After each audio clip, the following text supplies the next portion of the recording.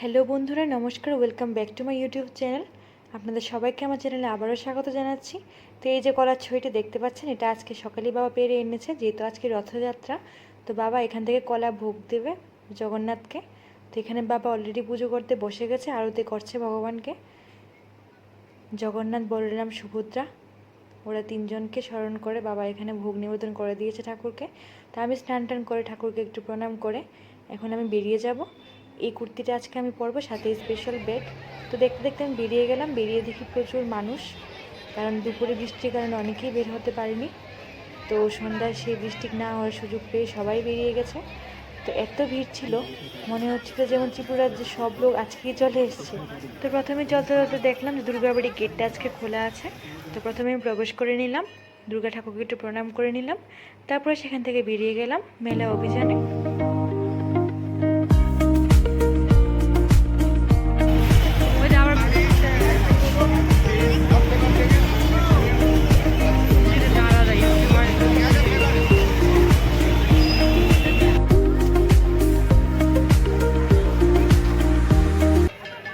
তারপরে আমি হঠাৎ করে দেখি ছোটো রথটি নিয়ে যাচ্ছে দুটো বাচ্চা ছেলে। আমি দৌড়ে গিয়ে রথটা এনে দিলাম, কারণ ছোটো রথের প্রতি আমার আকর্ষণটা একটু বেশিই সবসময়। খুব ভালো লাগে ছোটো রথ টানতে, একটু ভরা ভরা ভাব থাকে, খুব সুন্দর লাগে। তারপরে আমি রওনা দিলাম জগন্নাথবাড়ির মন্দিরের দিকে।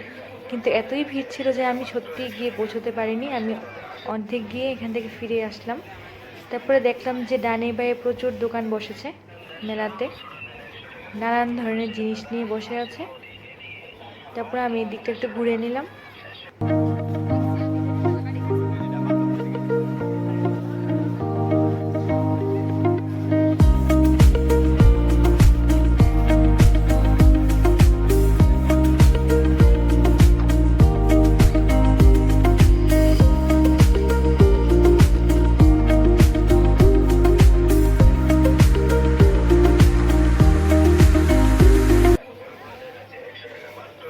তারপরে আমার সখীদের সাথে একটু ঘোরাঘুরি হয়ে গেল। আয়োজন করা হয়েছে যে রথের মেলায় এসে ভগবান জগন্নাথের দর্শন প্রাপ্ত হন আর ভগবান শ্রী জগন্নাথের কৃপা প্রাপ্ত হন।